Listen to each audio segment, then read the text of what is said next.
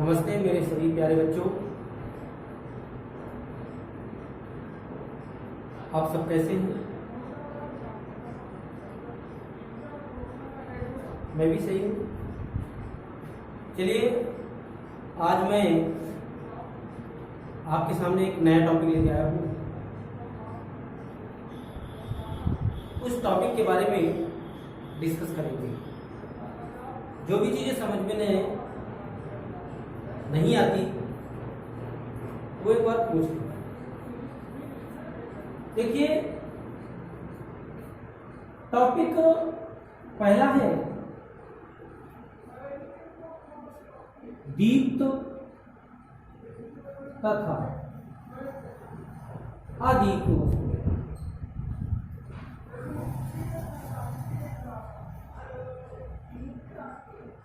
दीप्त तथा अदीप्त, इसी को दीप्त और प्रदीप्त बोलते हैं, ठीक है ना। हमें इन दोनों के बारे में जानना है कि दीप्त वस्तु में क्या है, अदीप्त वस्तु में क्या है, इनके सब के बारे में हमें क्या करना है, जानना है। तो देखिए, पहला नंबर है आपका दीप्त वस्तु। दीप्त वस्तु को इंग्लिश में बोलते हैं लुमिनस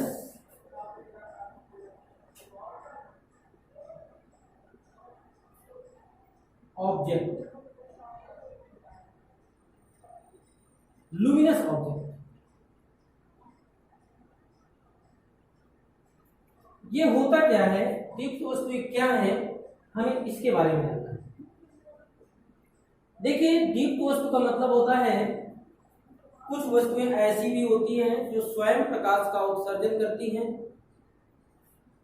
और कुछ वस्तुएं ऐसी होती हैं जो स्वयं प्रकाश का उत्सर्जन नहीं करती। तो जो करती हैं, अर्थात जो स्वयं प्रकाश का उत्सर्जन करती हैं, वो क्या कहलाएंगी? दीप्त। और जो उत्सर्जन नहीं करती, दूसरों पर निर्भर रहती हैं, अर्थात दूसरों के प्रकाश से प्रकाशित होती हैं, उन्हें अदीप्त वस्तु कहेंगे। तो देखिए, दीप्त वस्तु क्या है? ऐसी वस्तुएं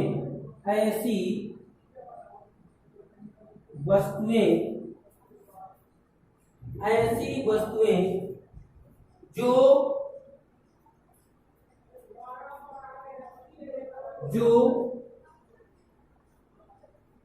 स्वतः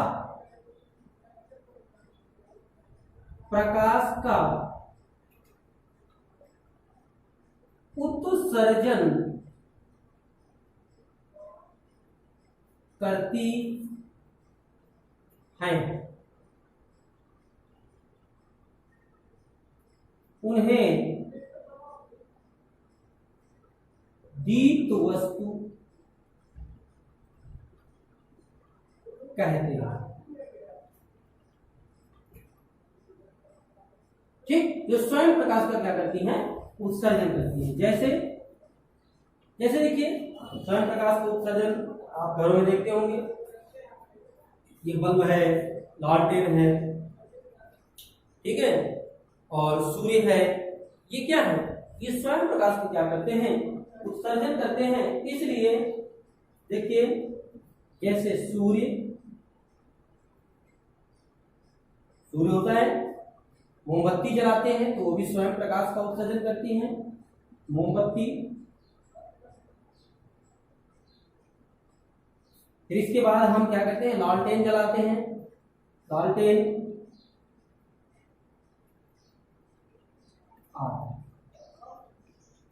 ये क्या है? स्वयं प्रकाश का क्या करती है? उत्सर्जन करती है। इसलिए क्या करेंगे? दीप्त, लुमिनस ऑब्जेक्ट। ठीक, अब हम देखते हैं, ये समझ में आ गया? चलिए अगला देखिए।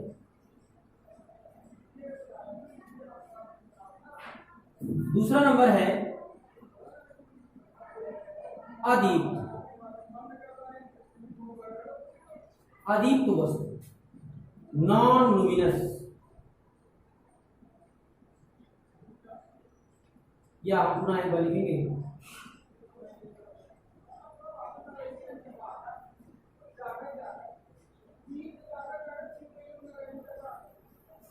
नॉन लुमिनस ऑब्जेक्ट अदीप्त। हमें इसके बारे में क्या करना है, जानना है, ठीक है। अदीप्त वस्तु क्या है मैं इसके बारे में बता चुका हूं। देखिएगा, ऐसी वस्तुएं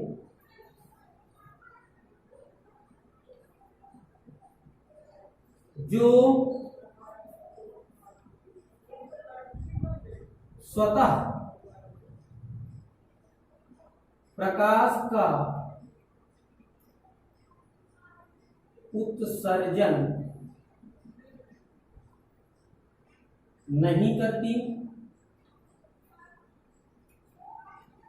अर्थात दूसरों के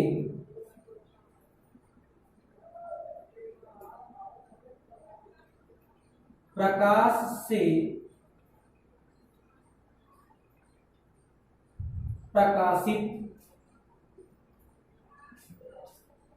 होती हैं, उन्हें अदीप्त वस्तु कहते हैं। ठीक, यानी ऐसी वस्तुएं जो स्वतः प्रकाश का उत्सर्जन नहीं करती लेकिन दूसरों के प्रकाश से क्या करती है, वो प्रकाशित होती है। ध्यान दीजिएगा, जैसे वो वस्तुएं होती कौन सी हैं, एग्जाम्पल में देखिएगा। अदीप्त वस्तुओं में पृथ्वी, चंद्रमा तथा मेघ आदि। चंद्रमा के पास खुद का प्रकाश नहीं होता, हम देखते हैं कि रात में वो प्रकाशित होता है लेकिन इसका खुद का प्रकाश नहीं होता, ये तारों के प्रकाश से क्या करता है, चमकता है, इसलिए इसका खुद का प्रकाश होता ही नहीं है। ध्यान दीजिएगा। अगर देखिए, ये टॉपिक यहां से आपका क्या होता है, समाप्त हो जाता है, दीप्त और अदीप्त। अब हम नेक्स्ट टॉपिक की ओर बढ़ेंगे, एक टॉपिक और लेंगे। वो टॉपिक है आपका दर्पण, मिरर। दर्पण मेनली देखा जाए तो दर्पण दो प्रकार के होते हैं।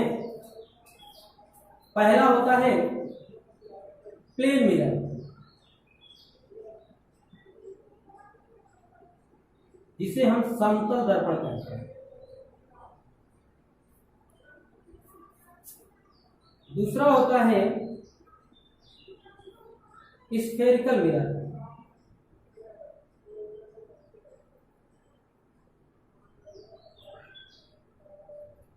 जिसे हम गोलीय दर्पण कहते हैं।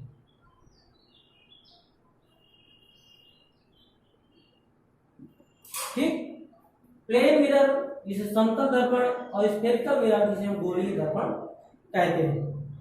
तो प्लेन मिरर तो आप सभी लोग जानते हैं, जो घरों में हम नॉर्मल अपना चेहरा देखने के लिए उपयोग करते हैं। उसमें एक तरफ क्या होती है, पॉलिश होती है, दूसरी तरफ चिकना होता है, चिकनी सरफेस होती है, जिससे प्रकाश क्या होता है, प्रकाशित होता है, मतलब प्रकाशित सॉरी जिससे प्रकाश परावर्तित होता है। जैसे ये मान लीजिए मिरर है, यहाँ पर ये क्या है, एक तरफ पॉलिश है और हम यहाँ पर क्या है, खड़े हैं, ठीक है ना। यहाँ पर है, ये कोई ऑब्जेक्ट है, इस मिरर पर कोई ना कोई यहाँ पर प्रतिबिंब बनेगा, जिसे हम क्या कहेंगे, इमेज। क्या कहेंगे, इमेज, प्रतिबिंब, इमेज कहेंगे इसको क्या कहते हैं हम, ऑब्जेक्ट।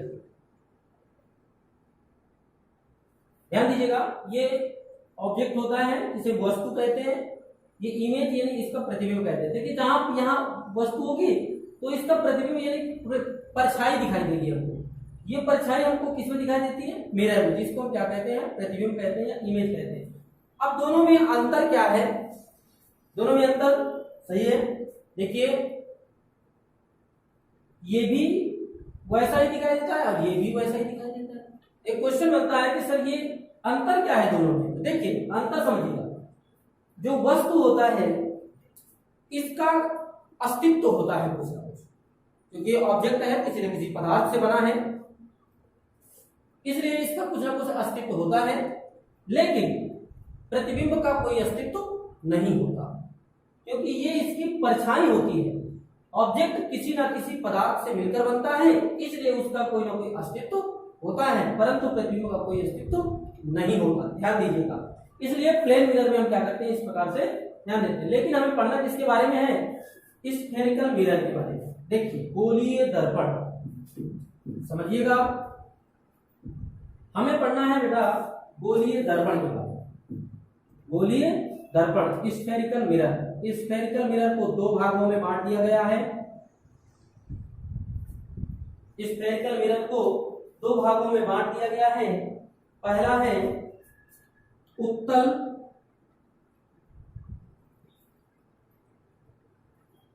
उत्तल और दूसरा है अवतल। उत्तल दर्पण पूरा नाम है इसका, इसको अवतल दर्पण। इंग्लिश में उत्तल को बोलते हैं कॉन्वेक्स मिरर,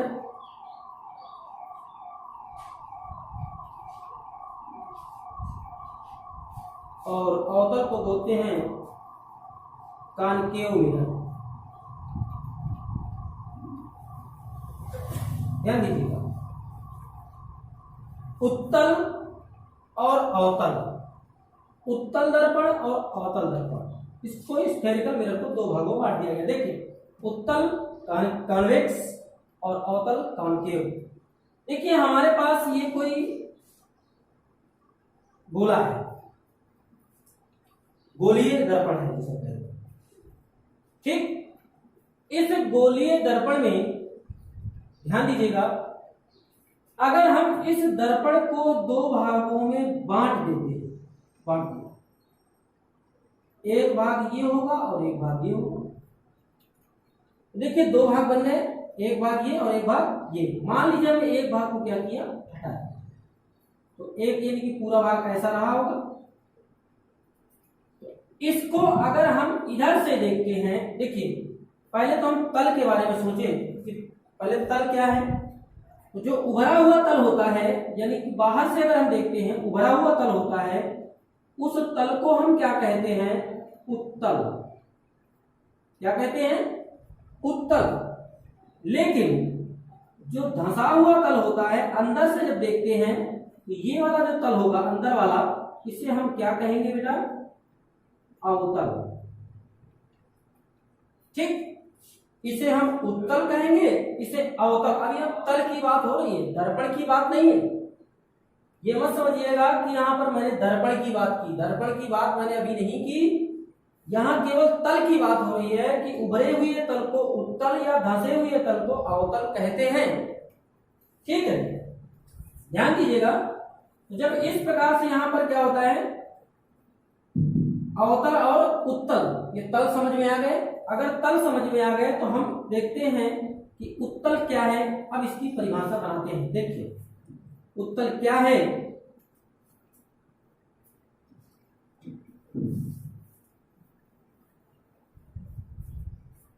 देखिए उत्तल दर्पण, उत्तल दर्पण। पहली चीज तो हमको दर्पण की परिभाषा लिखना है। दर्पण क्या है, मिरर। मिरर क्या है, देखिएगा मिरर की परिभाषा लिखना है। देखिए ऐसा दर्पण जो, ऐसा दर्पण जो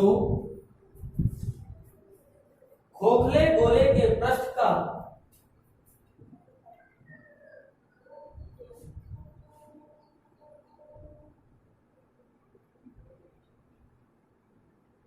खोखले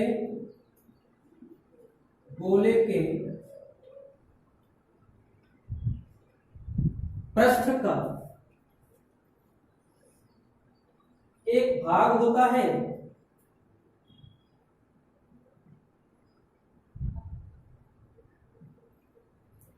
एक भाग होता है जिससे गोलीय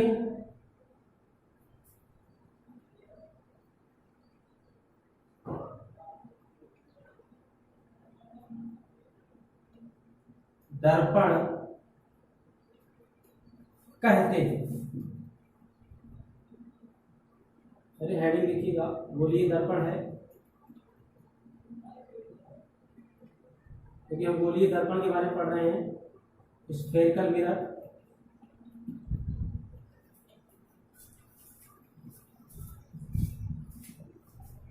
ध्यान दीजिएगा, ऐसा दर्पण जो खोखले गोले के पृष्ठ का एक भाग होता है जिसे क्या कहते हैं, गोलीय दर्पण कहते हैं। ध्यान दीजिएगा, ठीक है।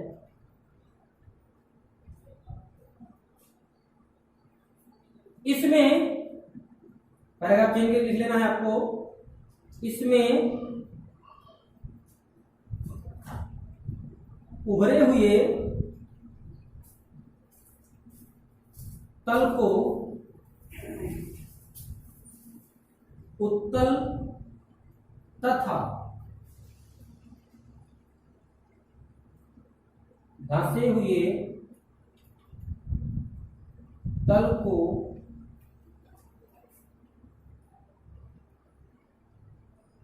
अवतल कहते हैं। ठीक, गोलीय दर्पण ध्यान दीजिएगा, ये है उभरे हुए तल को हम क्या कहते हैं, उत्तल, और धंसे हुए तल को अवतल कहते हैं। इसे दो भागों में बांटा गया है।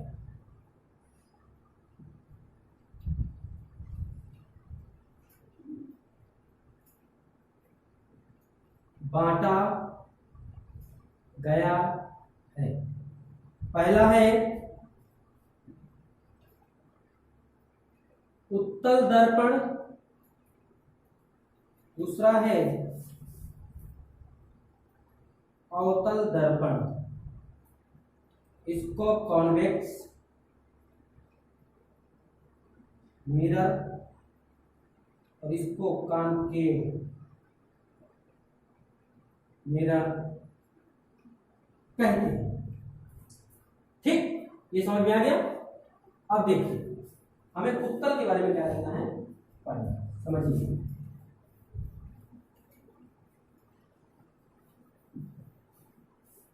उत्तल दर्पण क्या है?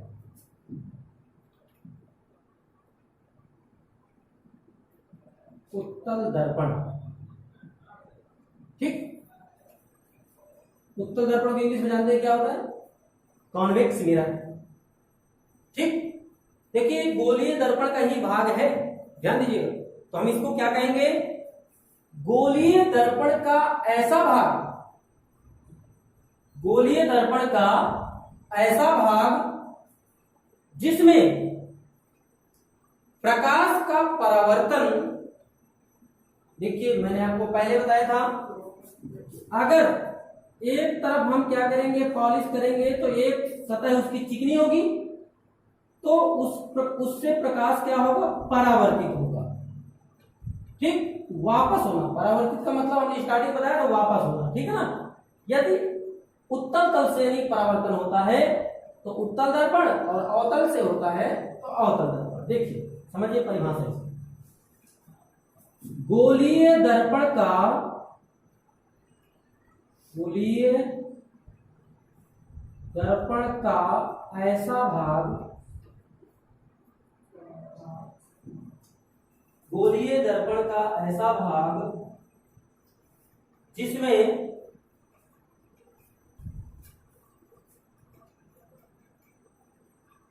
जिसमें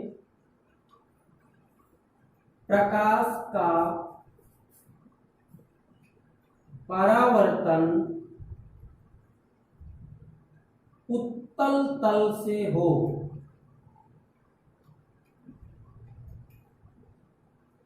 और पॉलिश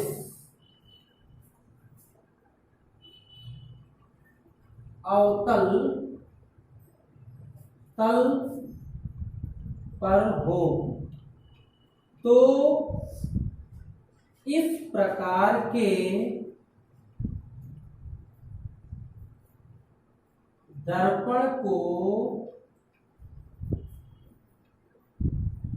उत्तल दर्पण कहते हैं। ठीक है। गोलीय दर्पण का जो गोलीय दर्पण के भाग है जिसमें प्रकाश का परावर्तन उत्तल तल से हो और पालिश कहाँ हो, अवतल तल पर। देखिए ये गोलीय दर्पण का भाग है देखिए और अच्छे से बना लीजिए। ये परावर्तन किस तल से, उत्तल, उभरे हुए तल को कहते हैं उत्तल और धंसे हुए तल को अवतल कहते हैं। तो पालिश कहां पर होगी, अवतल पर। और परावर्तन किस तल से होगा, उत्तल तल से। याद रखिएगा बेटा, इसमें एक मेन पॉइंट है, इस पॉइंट को याद रखना है। उत्तल दर्पण की एक विशेषता होती है कि जब भी प्रकाश का परावर्तन होगा तो मुख्य अक्ष से बाहर होता है, अंदर नहीं होता, यानी मुख्य अक्ष को वो नहीं काटता। इसलिए इस प्रकाश का परावर्तन कहां होता है, ऐसे होता है। ठीक, ध्यान दीजिएगा, यहां से प्रकाश किरण जाती है और परावर्तित होकर ऐसे चली जाती है। ये क्या है, ये मुख्य अक्ष है। अभी हम बताएंगे इसकी परिभाषा। ठीक, ये क्या है, इसे हम कहेंगे उत्तल दर्पण। ध्यान दीजिए। ठीक, आगे देखिए, हम अवतल दर्पण यूज करते हैं।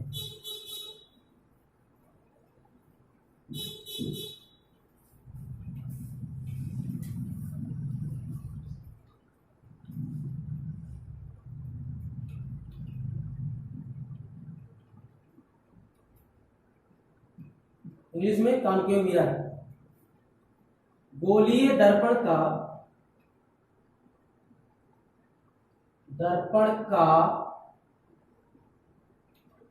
ऐसा भाग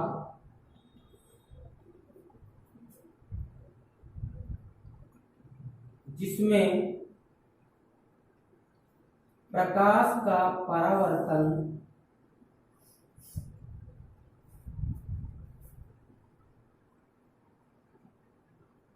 अवतल तल से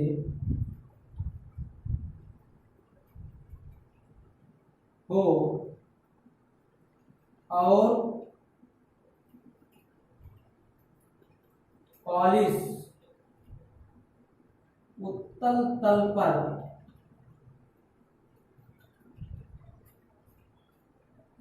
लगी हो तो इस प्रकार के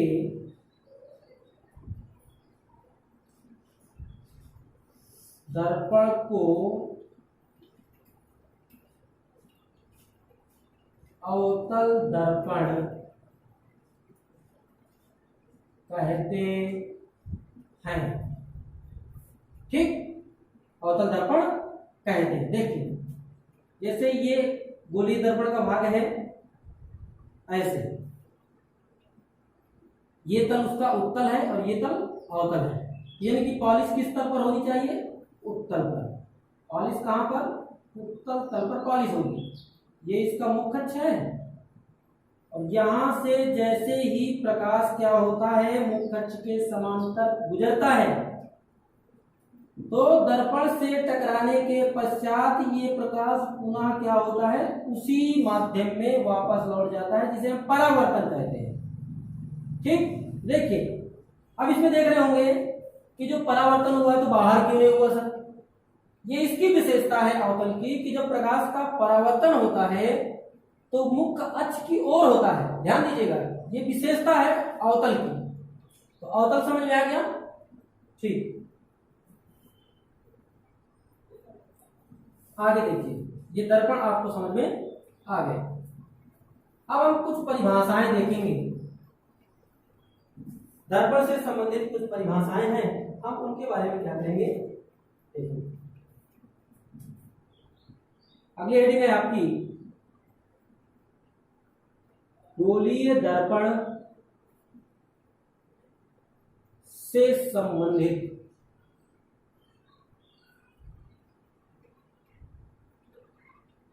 परिभाषाएं, कुछ परिभाषाएं आपको बताई जाएंगी गोलीय दर्पण से संबंधित, और परिभाषा बताई जाएंगी इस वीडियो में। और इसके बाद कुछ स्थितियां हैं कि दर्पण में हम कहां पर क्या वस्तुएं रखते हैं, तो कहां पर प्रतिबिंब बनता है, तो प्रैक्टिकली हम आपको बताएंगे कि वस्तु को हम कहां पर रखते हैं तो प्रतिबिंब यहां पर बनता है, क्योंकि आगे आपको संबंध भी बताए जाएंगे। लेकिन आज हम आपको केवल गोलीय दर्पण के संबंधित परिभाषाएं बस बताई जाएंगी। देखिए, मान लीजिए कोई खोखला गोला है जिसे हम गोलीय दर्पण कहते हैं, ये गोला है, इसको हम आधे भाग से क्या करते हैं, काट देते हैं। देखिए, तो ये लगभग देखिए ऐसे एक गोला रहा होगा, ऐसे यही गोला है। इस गोले का यहां केंद्र होगा, सतह का केंद्र, ठीक। तो याद रखिएगा, ये केंद्र यानी सतह, गोलीय दर्पण के सतह पर या सतह के केंद्र को हम क्या कहेंगे, ध्रुव कहेंगे। ध्रुव, इसे P से प्रदर्शित करते हैं, हिंदी में कहते हैं ध्रुव, ठीक। लेकिन आप देखते होंगे कोई गोला होता है, जो गोले का केंद्र होता है, जिसे हम क्या कहते हैं, केंद्र, सेंटर ऑफ कर्वेचर। देखिए, यानी कि हम इसे कहेंगे, C से डिनोट करेंगे, इसे हम केंद्र कहेंगे। इसे केंद्र कहने के बजाय हम क्या कहेंगे, वक्रता केंद्र, सेंटर ऑफ कर्वेचर, वक्रता केंद्र कहेंगे कि नहीं। लेकिन एक चीज ध्यान दीजिएगा, इसके बाद देखिए यहां से ये पॉइंट और ये पॉइंट, यानी दोनों ध्रुवों को, अर्थात केंद्र और ध्रुव को मिलाने वाली एक रेखा गुजरेगी, केंद्र और ध्रुव को मिलाएगी एक रेखा, जिसे हम क्या कहते हैं, इसे हम क्या कहेंगे, मुख्य अक्ष कहेंगे। क्या कहेंगे बेटा, मुख्य अक्ष। ध्यान दीजिए, सतह के केंद्र को क्या कहेंगे, ध्रुव, गोले के केंद्र को वक्रता केंद्र कहते हैं। लेकिन वक्रता केंद्र और ध्रुव को मिलाने वाली जो रेखा होती है, जिसे हम क्या कहते हैं, मुख्य अक्ष कहते हैं, मेन एक्सिस। इसके बाद देखिए, केंद्र और ध्रुव, केंद्र और ध्रुव ये दोनों की कोई दूरी है, तो इसे हम क्या कहेंगे, रेडियस। इसे हम R से प्रदर्शित करेंगे, जिसे हम क्या कहेंगे बेटा, रेडियस। रेडियस मतलब होता है त्रिज्या, वक्रता त्रिज्या, इसको हम कहेंगे, ठीक। तो देखिए, हम आगे डिस्कस करेंगे आगे भी, लेकिन हम एक पॉइंट यहां देखते हैं। पहले हम देखते ध्रुव की ओर। ध्रुव क्या है, यानी पोल, इसे हम कहते हैं गोले के या दर्पण के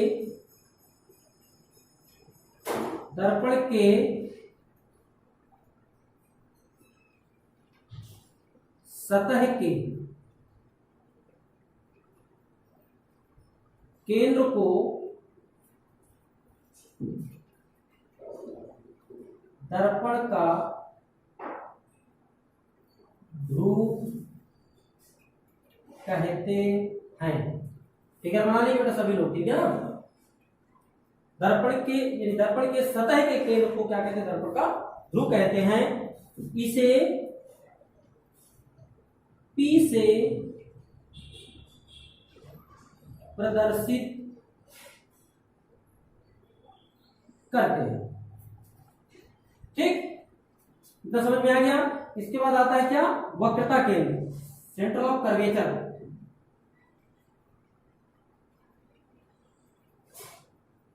वक्रता केंद्र, इसे हम कहते हैं सेंटर ऑफ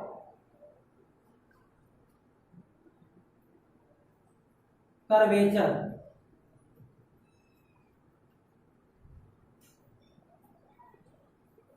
देखिए, गोला है, इस गोले को केंद्र को ही तो कहेंगे ना, यानी कि दर्पण के गोले के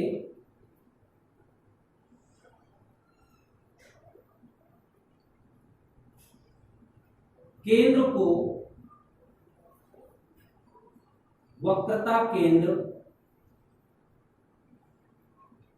कहते हैं। इसे C से प्रदर्शित करते हैं।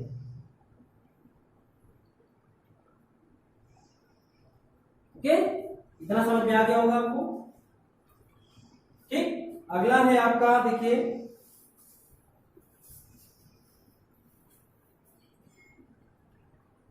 अगला टॉपिक है वक्रता केंद्र, ये वक्र ध्रुव हो गया।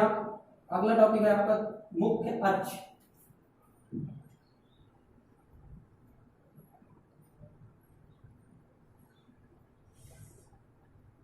Main axis.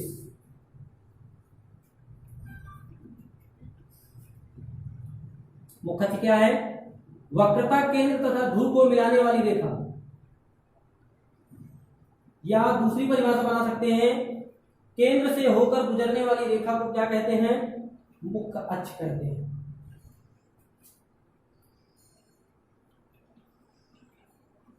वक्रता केंद्र तथा ध्रुव को मिलाने वाली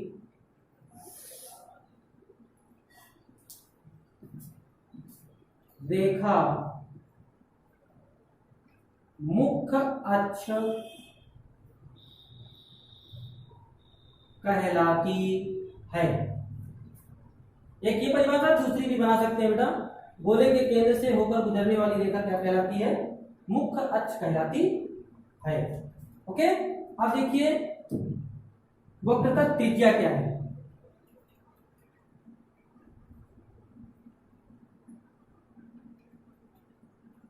वक्रता त्रिज्या, इसे हम कहेंगे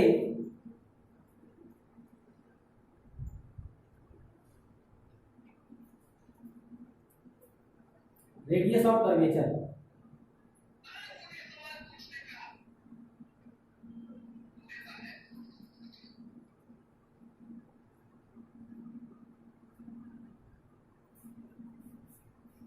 देखिए ये दूरी है बीच की, यानी वक्रता केंद्र तथा ध्रुव के जो बीच की दूरी होती है उसे क्या कहते हैं?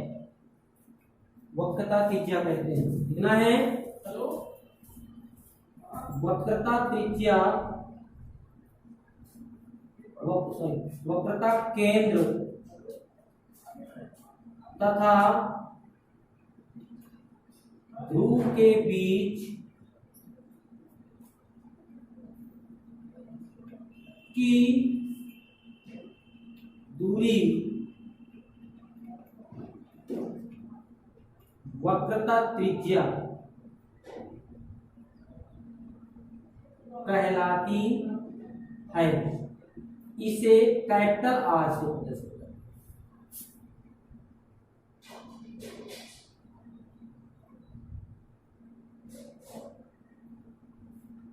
ठीक, वक्रता केंद्र तथा ध्रुव, वक्रता केंद्र तथा ध्रुव के बीच की दूरी वक्रता त्रिज्या कहलाती है। इसे कैसे प्रदर्शित करते हैं? कैपिटल आर से। ठीक, एक हेडिंग और बची आपकी, फोकस दूरी।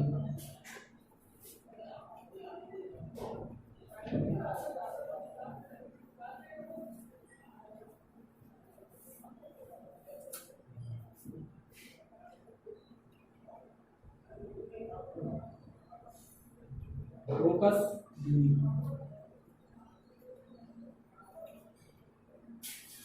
Focal length.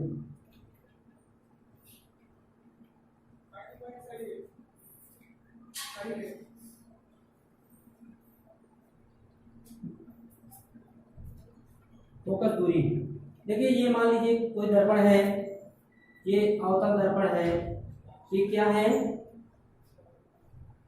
मुख्य अक्ष हो गई। समांतर यहां से प्रकाश किरण गुजरेगी, और जैसे प्रकाश की समांतर गुजरती है तो प्रकाश का परावर्तन होता है। तो परावर्तन के पश्चात मुख्य अक्ष को, ये तो जानते हैं कि ध्रुव हो गए, परावर्तन के पश्चात मुख्य अक्ष को जिस बिंदु पर काटती है उसे हम क्या कहते हैं? फोकस कहते हैं। फोकस, नॉट फोकस दूरी। तो देखिए पहले मुख्य अक्ष के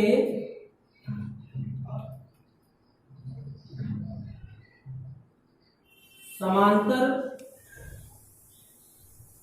गुजरने वाली प्रकाश किरण दर्पण से परावर्तन के पश्चात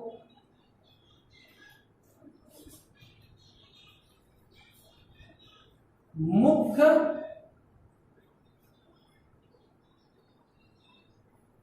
अक्ष को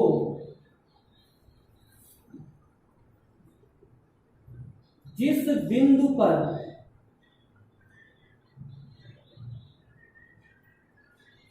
काटती है उसे फोकस कहते हैं। ठीक, उसे क्या कहते हैं? फोकस कहते हैं। लेकिन फोकस दूरी नहीं हुई बेटा, ध्यान दीजिएगा। फोकस दूरी क्या है? देखिए ये मुख्य फोकस, देखिए मुख्य फोकस उसे कहते हैं, मुख्य फोकस उसे मुख्य फोकस कहते हैं।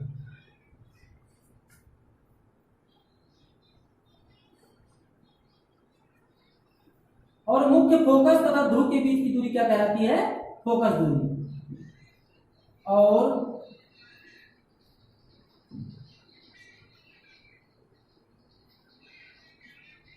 मुख्य फोकस तथा ध्रुव के बीच की दूरी फोकस दूरी कहती है। समझ में आ गया होगा। समांतर किरण गुजरती है, दर्पण से टकराती है, टकराने के पश्चात वो क्या होती है? परावर्तित होती है, वापस होती है। वापस होने पर मुख्य अक्ष को जिस बिंदु पर काटती है उसे क्या कहते हैं बेटा? मुख्य फोकस कहते हैं। क्या कहते हैं? मुख्य फोकस। और इस मुख्य फोकस तथा ध्रुव, मुख्य फोकस तथा ध्रुव के जो बीच की दूरी है उसे क्या कहेंगे हम? फोकस दूरी कहेंगे। इसे एफ से प्रदर्शित करते हैं।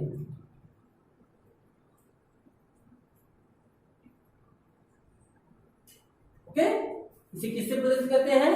एफ से। तो यहां से बेटा दर्पण से रिलेटेड जितनी, मिरर से रिलेटेड यानी दर्पण से संबंधित जितनी भी परिभाषाएं हैं लगभग समाप्त हो गई हैं। याद रखिएगा। अब हम इसकी स्थितियों के बारे में बताएंगे, उत्तल और अवतल दर्पण के बारे में बताएंगे। लेकिन यहाँ पर जो एक फोकस दूरी बताया हमने, याद रखिएगा फोकस दूरी अवतल में पहले और उत्तल में बाद में होती है। लेकिन उसके बारे में हम आपको आगे बताएंगे। यहां से ये समाप्त हो गया है। ध्यान दीजिएगा, अगले टॉपिक में हम आपको इनकी स्थितियां बताएंगे कि दर्पण में, किसी भी दर्पण में उत्तल हो या अवतल हो, किसी भी दर्पण में वस्तु को हम कहां पर रखें कि उसका प्रतिबिंब यहां पर बने। ठीक है, इस टॉपिक के बारे में हम अगले वीडियो में डिस्कस करेंगे और समझेंगे। ठीक, और वीडियो को लाइक, शेयर और कमेंट। यदि किसी ने चैनल सब्सक्राइब नहीं किया है तो चैनल को सब्सक्राइब कर ले। उसी के बगल में बेल आइकन का बटन है, उसे भी क्लिक कर दें ताकि डेली मैं एक वीडियो अपलोड करता हूं जिससे आपको उसकी नोटिफिकेशन मिलती रहे और उसके बारे में आपको जानकारी प्राप्त होती रहे। ठीक, धन्यवाद।